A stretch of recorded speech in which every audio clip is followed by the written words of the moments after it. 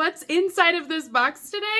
We're going to be taking a look at my Boxycharm for December 2024, but it's been so long ago. I mean, you guys, it's basically been a month ago since I customized this that I have no idea even what I chose for this.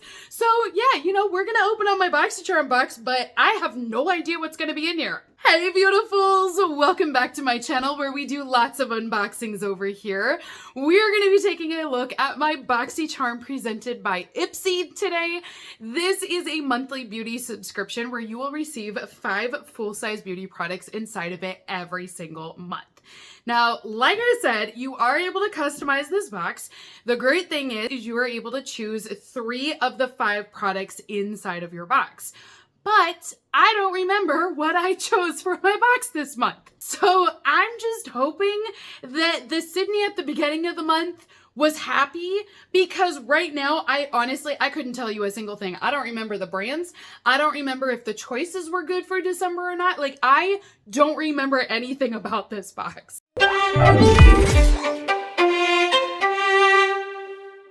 But if you guys are interested in purchasing this subscription, I will be posting a link down below per usual for you guys. Ipsy is the creator behind this box, but it's called the Boxycharm box. Sometimes that creates confusion and I'll have people message me and they're like, wait, is it Boxycharm or is it Ipsy? But it's Boxycharm presented by Ipsy. So hopefully that clarifies it a little bit. So inside of my box, I definitely know this is the December box. I mean, the red box on the front here definitely gives that away. So it says that this one is their digest for December, and it talks about that there's going to be some new gifts. By the way, I did purchase from Ipsy a whole bunch of their mystery bags, but I just have not had a chance to film them yet. I'm a little behind. I got sick and it just kind of put me behind, but I do have a whole bunch of these coming. I think I'm going to make a video where we do all of them in one video versus splitting them up. But that will be coming on the channel soon. So if you want to watch that, make sure you hit subscribe down below. You'll get notified then of when I upload. So this is definitely my December Boxycharm. First item that we have on top. This has got to be a Natasha Denona palette. I mean, call me crazy, but why is it they always use these cardboard boxes to ship in? So this is what it looks like. And all of the palettes, I'm not kidding you guys, all of the palettes that they send that are these single pans, they're the smaller palettes, are always shipped in these cardboard boxes. And I don't really know why. There must be a reason to it. Maybe it's cheaper, maybe it's more sustainable. I'm not sure. But if you go to Sephora and you buy like the full-size palettes, those are in your traditional palette sleeves, like they look like they're a part of the palette. But when you get these single ones, they always come in just a cardboard box. But we have a palette here. This is from Natasha Denona. This one is called the Rose and Wood palette. So this is what it looks like here. It's a really pretty neutral palette. I do think it's applicable for this time of year. I really do. So this is what it will look like down below. Lots of shimmers. Even these two, I guess this one is a true matte, but even this one, it doesn't look like it has a lot of shimmer, but it does have shimmer in it. So it's very sparkly. I feel like it works well though for winter tones. This may not be like your vibrant summertime look, but I feel like for winter, it is a really pretty palette. Now I'm gonna say something that's gonna be a little controversial, and I already know there are gonna be people that disagree with me, but that's okay. But in my experience, the Natasha Denona palettes are very hit or miss for me. I love the brand name and they look so pretty, but then when I go to use the shadows, sometimes they work well and then other times they don't. It's never consistent one way or the other, so it's a very 50-50 blend for me. There are some people that I know though love these palettes. They feel like they're the best pigments out there, and I don't know. I've worked with a lot of her palettes and they're very iffy for me. But like I said, I probably just offended a whole bunch of people on YouTube because I know this is a very popular brand. The next item that I have in here, it's an eyeshadow primer. This is from Appeal. It is a full-size product. I will give them that. Like, it is full-size. It is a makeup product. But Appeal, not my favorite brand again. It's very middle of the road. It might be good. In my experience again of trying this brand, their products are very average. I feel like there's always better things out there besides theirs. So like, you know, as far as an eyeshadow primer goes, I use Viseart. I have their primer, love that primer. And whenever I try anything else, I'm like, it just doesn't compare. It's not as good as Viseart. Even the P. Louise eyeshadow base primer, really good primer. So this one, I will try it and we'll see, but in my experience, this brand is just average. The next product that I have in here is from Well People. This is their mascara.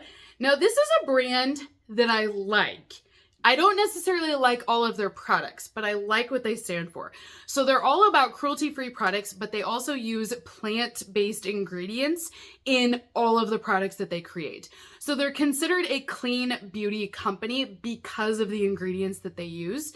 So I like what they stand for, but like I said, it's not every product that I've loved from them, but they do have some good ones. Now, this is one that I've not tried, so I can't tell you if this is good or not just yet, but I do like that I have something in here that is full size. It's the black mascara. The packaging, although it looks basic, it's actually a metal tube, so there is some weight to this. It feels really nice. It feels more luxurious than what it's giving. Like, it just looks like plain white packaging, but it's really nice. So this is what your wand will look like here. It's got lots of fibers on there. I mean, it is thick. There are a lot on there. This is heavily fibered out, if you will, but I feel like it's gonna get all of your lashes. The coating, like the actual mascara, looks like a really good thick coat too, so you're not gonna have to re-dip very many times. It looks really nice, so I'll definitely want to try this one. It's called their Pro Mascara. I have high hopes for this one, actually. Like, based off of what I'm seeing and what I know of this brand, I am excited about this one. Okay, moving on. Next product. Sometimes I get off on a tangent. So the next one that we have in here is from Nip Fab. This is their Vitamin C Tonic. I do like this brand. And fairly inexpensive, too. Have you noticed that with this one? It's kind of nice because if you do love it, you're not going to have to, you know, pay an arm and a leg to keep buying it again. So this one says it's vegan and cruelty-free, and they've actually made this bottle from partially recycled plastic. Even better. So it is a refreshing and skin awakening tonic. The vitamin C should give you a brightening appearance as well. It's a decent brand. I like this. I will use it. The next item that we have in here is from Dew of the Gods. This is the pomegranate glaze? Maybe it's pomegranate glaze. It features pomegranate inside of it. And they tried to make a new word here, and now it's tripping me up, and I don't know. Is it pomeglaze, pomeglaze? Do I pronounce the E? Do I not pronounce the E? I just don't know. Full-size product at 30 ml or 1 ounce. This is a facial oil, but it's been formulated with pomegranate. It states that it is supposed to help you fight signs of aging, and it's also going to leave your skin more hydrated and balanced after using this. So you want to use 3 to 6 drops of this per day, and then you'll see less signs of aging after using this product is the idea. So just looking at the ingredient list, it is really short, which is nice. There is glycerin in here. There's niacinamide as well. There's hyaluronic acid. There is retinol, so do be careful with that ingredient. We talked about that before. It is a stronger ingredient, as it should be, but keep in mind, if it's your first time using it, even though it says use 3 to 6 drops, you may only want to use 1 or 2 drops just to get started with it. You really want to acclimate your skin to retinol first. But other than that, the ingredients on here, like it does mention the pomegranate fruit extracts are in here. It's a very simple and short ingredient list, but all of those that I mentioned are powerhouse ingredients. So this has the potential of being really good. It just makes me wonder, you know, the concentrate of how much is in there, because obviously water is the first ingredient, so it could be diluted. You really just have to try it and see, but it sounds promising at least. Last item inside of my box today, I think, is my Beauty Boost. Now, Beauty Boost is where you will pay an extra $15 a month and you'll receive an extra product.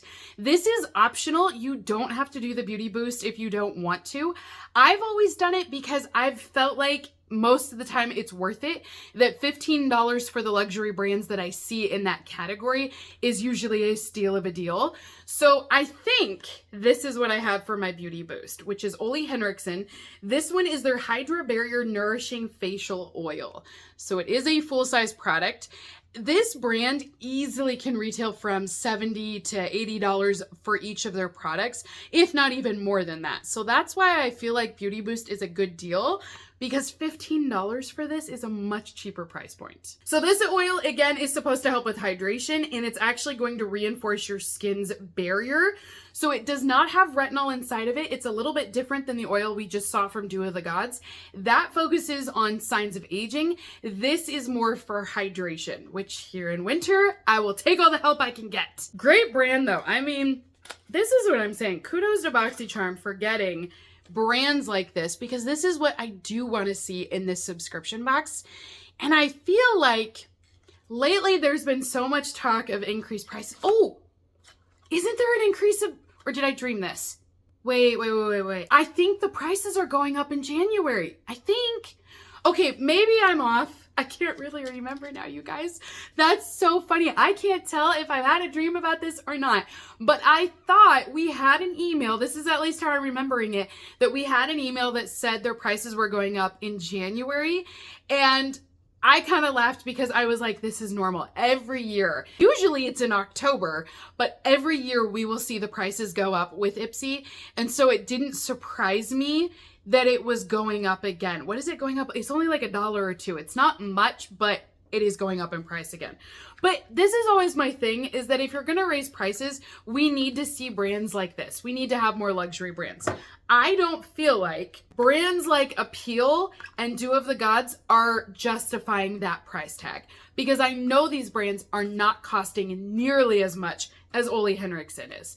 So if we were to continue in the next year, if this price increase is correct, if I remember it right, I just hope Boxycharm doesn't send us a lot of brands like this, because I don't feel like it's equal or justifying that price increase. That's my own personal thoughts on it, and there is a 50% chance that that raise is not even happening, and I'm just remembering something that I had a dream of, but I thought that's what happened. So that is everything inside of my Boxycharm for December. I feel like it was kind of a train wreck, but maybe that's just me. But comment down below, let me know, what did you guys think of Boxycharm for this month? So this is a box that I do pay for myself. In total, I'm paying like $36, $37 a month for these products. No, it's more than that. So I pay about $36, $37 a month for my 5 products, and then I spend an additional $15 on top of that. So I do feel like the $15 spent on Ole Henriksen, absolutely worth it.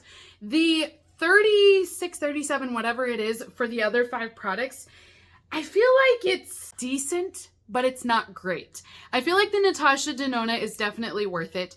Nip Fab is a good brand, and I feel like that with all of them. I guess that's really my thing, is that even with Well People, with the Dew of the Gods, they're decent products, but I don't feel like they're super expensive products either. So I don't feel like the savings is as high, but I don't feel like it was necessarily not worth it either. It's just not as great of a deal as I would have liked. So until next time, beautifuls, have a great rest of your day, and I will see you all in my next unboxing video. Bye!